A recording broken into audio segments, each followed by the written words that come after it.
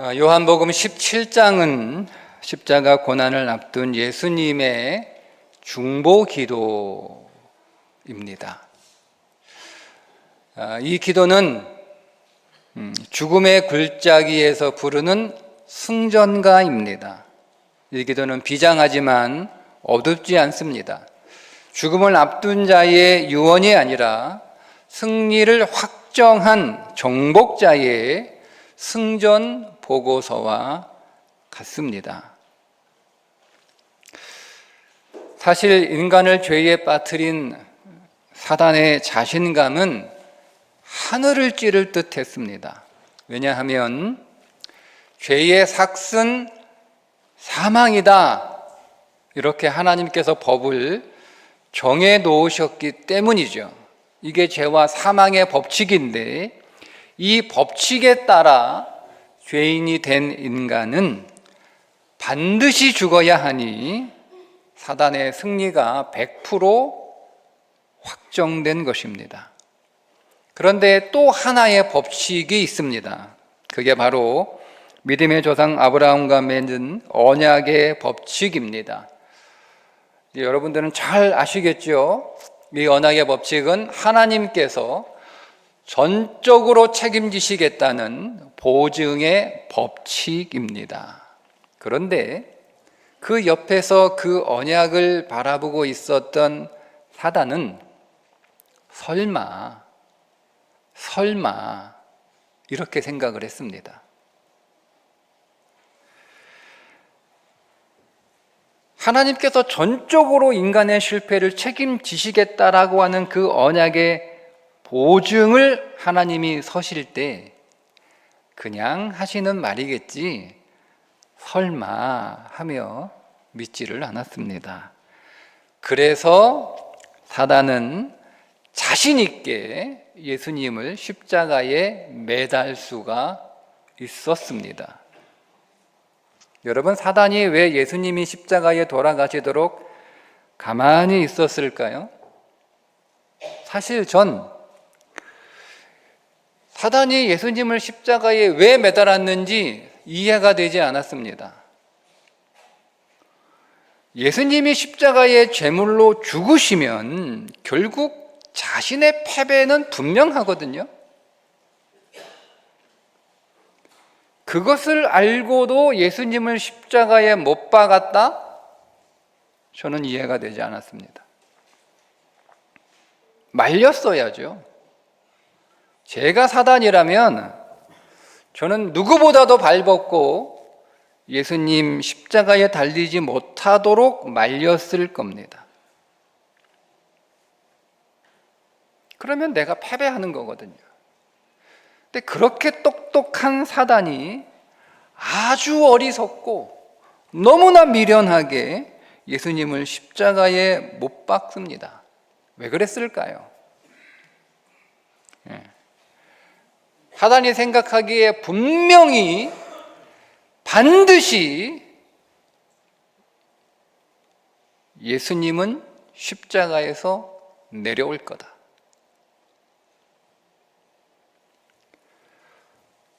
결코 절대 하나님은 죽지 않을 거다. 이게 사단의 확신이었습니다. 하나님이 왜 죽습니까? 하나님이 그것도 죄인들을 위해서 하나님이 왜 죽습니까? 죄 없는 하나님이 왜 스스로 죄인이 되십니까?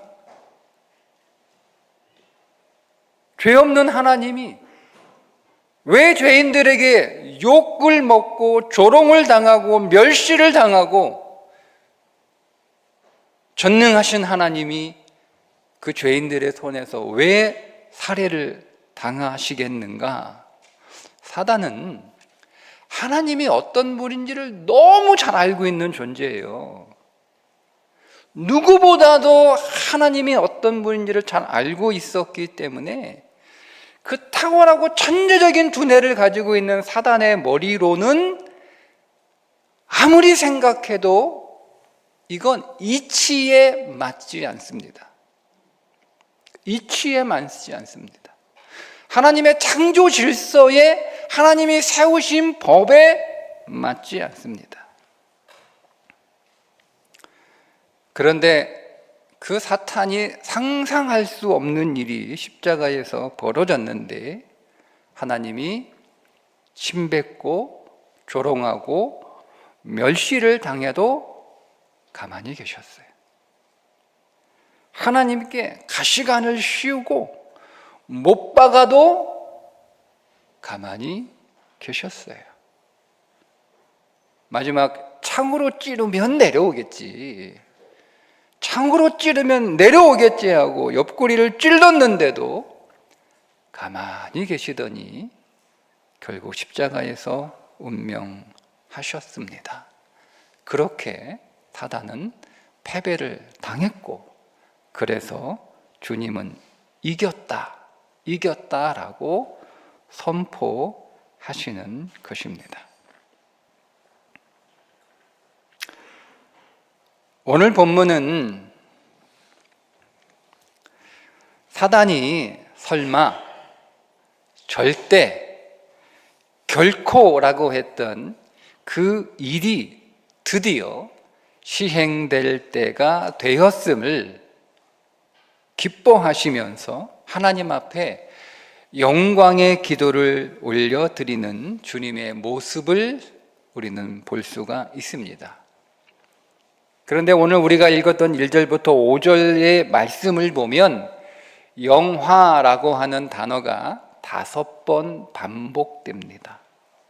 여러분, 하나님이 죄인을 위해서 죽으시는 것이 영광이시랍니다. 여러분, 죄 없는 하나님이 스스로 죄인 되시는 것이 영광이시랍니다. 여러분, 전능하고 거룩하신 하나님이 죄인들에게 조롱과 멸시를 당하시고 그 죄인들의 손에 살해당하시는 것이 영광이라고 말씀하십니다. 하나님과 원수가 된 나를 살리시기 위해 죽으시는 것이 하나님께 영광이시랍니다. 그것을 사랑이라고 하시면서 그렇게 나를 사랑하시는 것이 영광이라고 하십니다. 여러분은 이것이 이해가 되나요? 인간은 이것을 이해할 수 없습니다. 이해 불가능합니다. 우리가 생각하는 영광은 나보다 큰 사람, 나보다 높은 사람을 위하여 내가 뭔가를 희생하고 헌신할 때 그것을 영광이라고 생각하는 것이 인간의 영광입니다. 내가 나보다 못한 사람, 내가 나보다 낮은 사람, 나보다 가치 없는 사람, 나보다 쓸모없는 사람을 위해서 우리는 희생하려고도 하지 않고, 만약 그렇게 우리가 어떤 희생을 했다면 내가 낭비했다, 내가 쓸데없는 짓을 했다라고 생각하는 것이 우리가 생각하는 영광이니, 하나님께서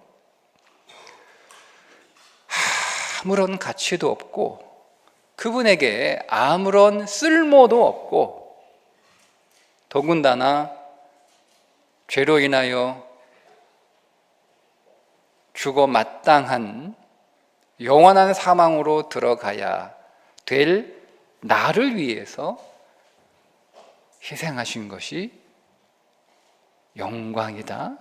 한 번 얘기하신 게 아니고 5번에 걸쳐서 영광이다라고 말씀하신 것 우리는 이해할 수 없습니다. 그런데 그것만이 아니라 오늘 이 중보기도를 우리가 읽어보면 예수님께서 이 영광스러운 순간을 얼마나 기다리셨는지 창세 전부터 기다리셨다. 그러니까 오랫동안 이 순간을 고대하며 간절히 기다리셨다라고 기도하고 있습니다.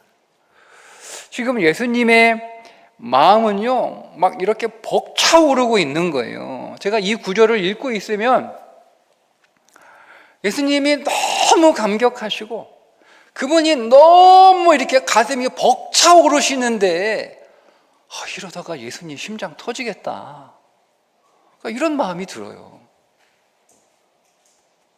예수님이 심장이 터질 정도로, 심장이 터질 것 같은 그런 감격으로 지금 하나님 앞에 중보 기도를 드리고 있는 이 영광스러운 하나님, 이 영광스러운 성은 창세 이전부터 내가 기다리고 고대하며 간절히 사모했던 이 순간이 하나님 왔습니다. 여러분, 그러니 생각해 보세요.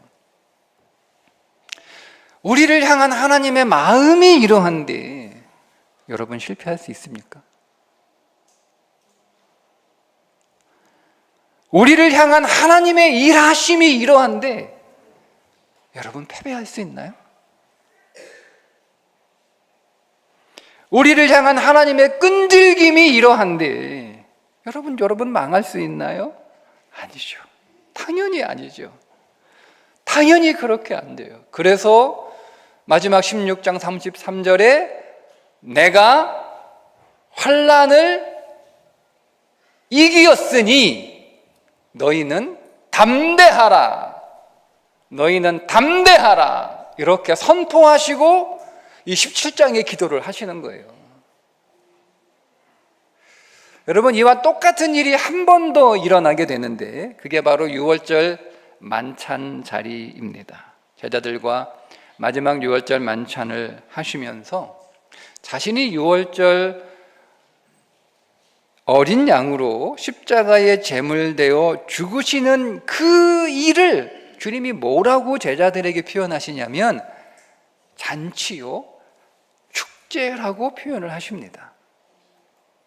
그리고 이어서 예수님의 살과 피를 먹은 제자들에게 뭐라고 말씀하시는가 하면 앞으로 너희들은 내 살과 피를 먹었으니, 즉 내 생명이 너희 안에 들어갔으니 앞으로 너희들은 실패해도 실패할 수 없는 삶, 무너져도 망할 수 없는 삶, 넘어져도 쓰러질 수 없는 삶을 살게 될 것이다 라고 약속을 하십니다. 여러분, 어떻게 이런 일이 가능할까요? 예수님의 생명이 제자들의 몸속에 들어갔기 때문입니다. 예수님의 살과 피를 먹고 마심으로 예수님의 생명이 여러분 내 안에 들어와 계신데 이제는 내가 사는 것이 아니요 예수님이 살고 계신데 여러분, 그 예수님이 어떻게 실패할 것이며 그 예수님이 어떻게 망할 것이며 그 예수님이 어떻게 쓰러지시겠어요? 예수님이 나를 반드시 다시 일으키시기 때문에 우리는 실패할 수도 없고 쓰러질 수도 없는 존재다. 그런 예수님이 선포하세요. 내가 이겼으니 너희는 담대하라. 내가 이겼으니 너희는 담대하라.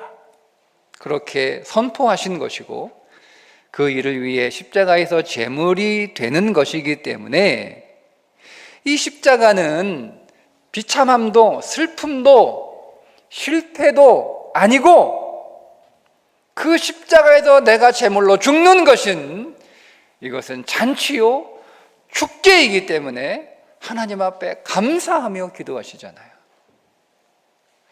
우리는 지금 방금 전 성찬 예식을 통해 예수님의 몸과 피를 상징하는 떡을 먹었고 포도주를 마셨습니다. 여러분, 이 성찬은 그 옛날 2000년 전에 예수님이 하셨던 그 사건을 기억하는 예식이 아니고요, 승리하신 주님의 DNA가 내 안에 있음을 확증하는 시간입니다.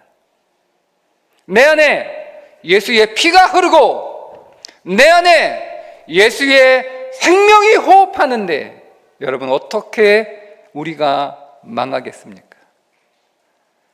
잠시 넘어질 수는 있어도 아주 엎어지지 않으면 주님이 당신의 생명을 걸고 우리를 붙들고 계시기 때문입니다. 여러분, 요즘 세상이 여러분들을 너무 이렇게 여러분 흔들고 있죠? 담대하시기 바랍니다.